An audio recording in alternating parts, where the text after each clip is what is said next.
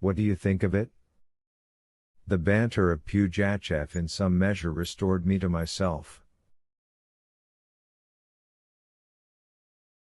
I quietly replied that I was in his power, and that he could do with me as he listed.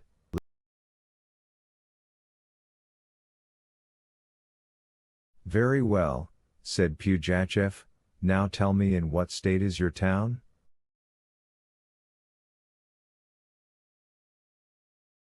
Thank God, replied I, all is in good order. In good order, repeated Pugachev, and the people are dying of hunger there.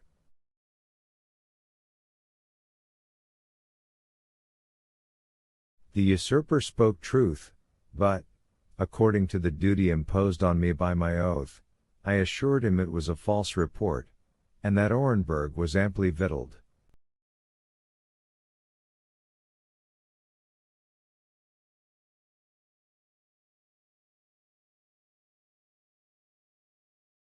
You see, cried the little old man, that he is deceiving you.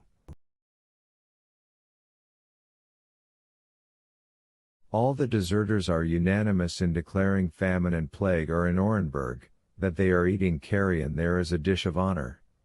And his lordship assures us there is abundance of all.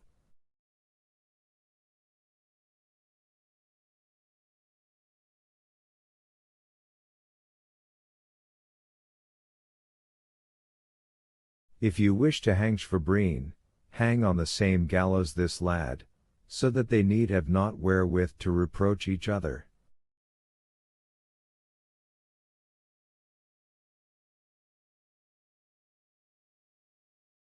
The words of the confounded old man seemed to have shaken Pugachev. Happily, Klypusha began to contradict his companion.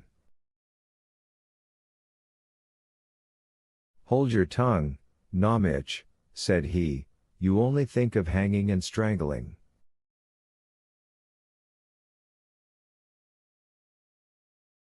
It certainly suits you well to play the hero. Already you have one foot in the grave, and you want to kill others. Have you not enough blood on your conscience? But are you a saint yourself? Retorted Belaborodov. Wherefore, then, this pity? Without doubt, replied Klypusha, I am also a sinner, and this hand, he closed his bony fist, and turning back his sleeve displayed his hairy arm, and this hand is guilty of having shed Christian blood.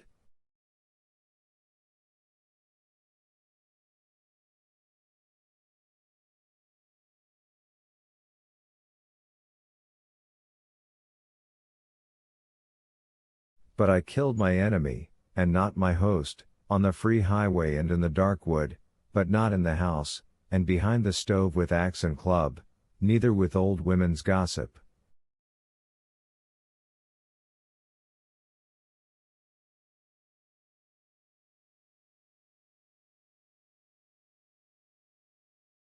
The old man averted his head, and muttered between his teeth, branded.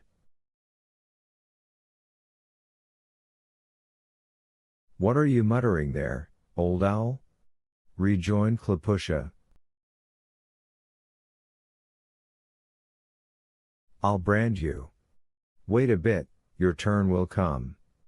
By heaven, I hope some day you may smell the hot pincers, and till then have a care that I do not tear out your ugly beard.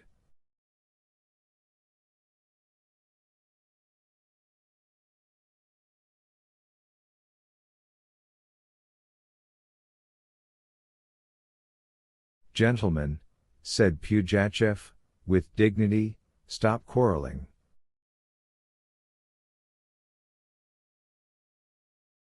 It would not be a great misfortune if all the mangy curs of Orenburg dangled their legs beneath the same crossbar, but it would be a pity if our good dogs took to biting each other.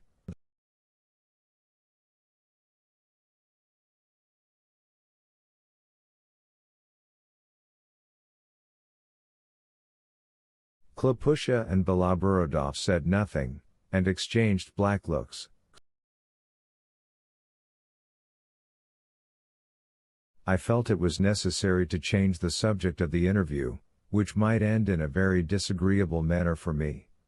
Turning toward Pugachev, I said to him, smiling, "Ah! I had forgotten to thank you for your horse and touloup."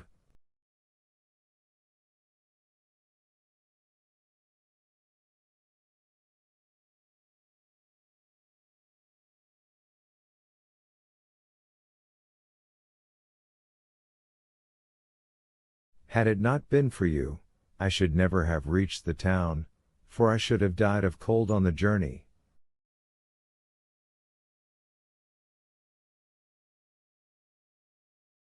My stratagem succeeded. Pugachev became good-humored.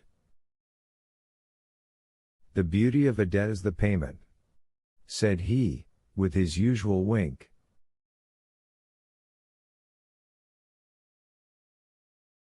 "Now, tell me the whole story. What have you to do with this young girl whom Fabrine is persecuting?"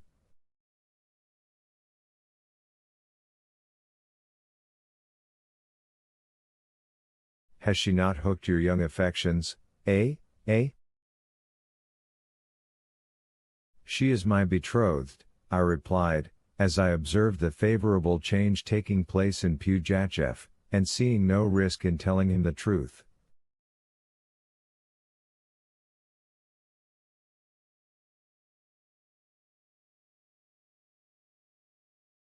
"You're betrothed?" cried Pugachev. "Why didn't you tell me before?" "We will marry you, and have a fine junket at your wedding." Then, turning to Beloborodov,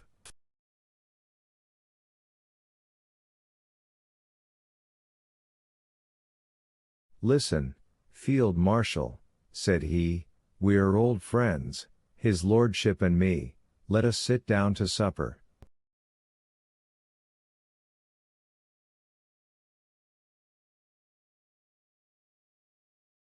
"Tomorrow we will see what is to be done with him, one's brains are clearer in the morning than by night."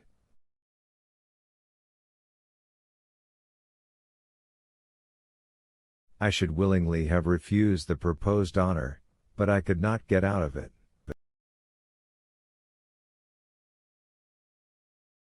Two young Cossack girls, children of the master of the Izba, laid the table with a white cloth, brought bread, fish, soup, and big jugs of wine and beer. Thus for the second time I found myself at the table of Pugachev and his terrible companions.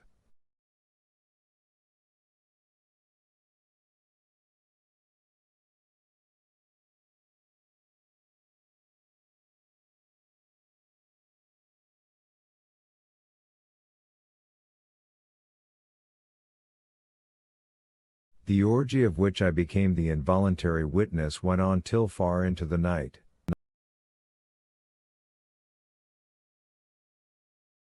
At last drunkenness overcame the guests, Pugachev fell asleep in his place, and his companions rose, making me a sign to leave him. I went out with them.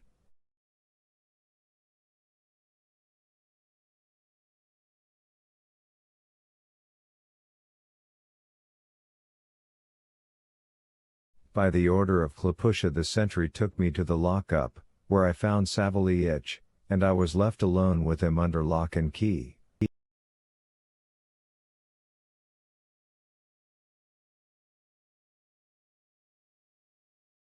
My retainer was so astounded by the turn affairs had taken that he did not address a single question to me.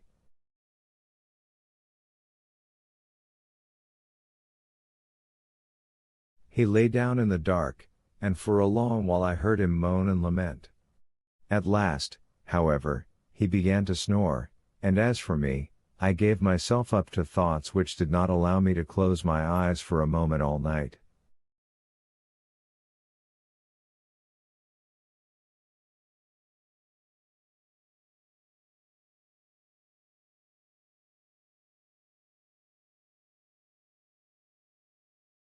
On the morrow morning Pugachev sent someone to call me. I went to his house. Before his door stood a kibitka with 3 Tartar horses. The crowd filled the street. Pugachev, whom I met in the anteroom, was dressed in a traveling suit, a pelissa and Kyrgyz cap.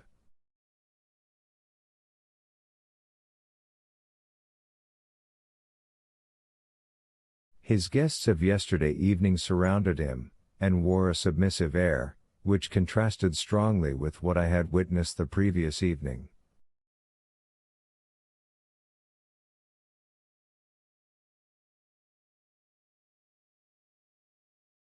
Pugachev gaily bid me good morning, and ordered me to seat myself beside him in the kibitka.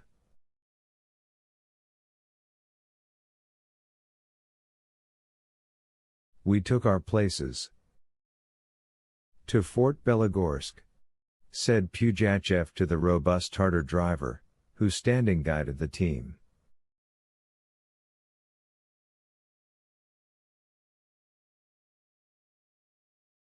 My heart beat violently. The horses dashed forward, the little bell tinkled, the kibitka bounded across the snow.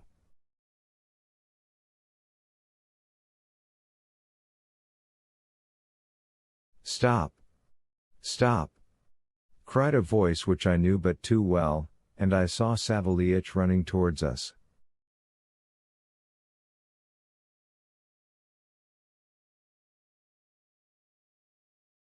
Pugachev bid the man stop. Oh! My father, Petr Andreevich, cried my follower, don't forsake me in my old age among the rob.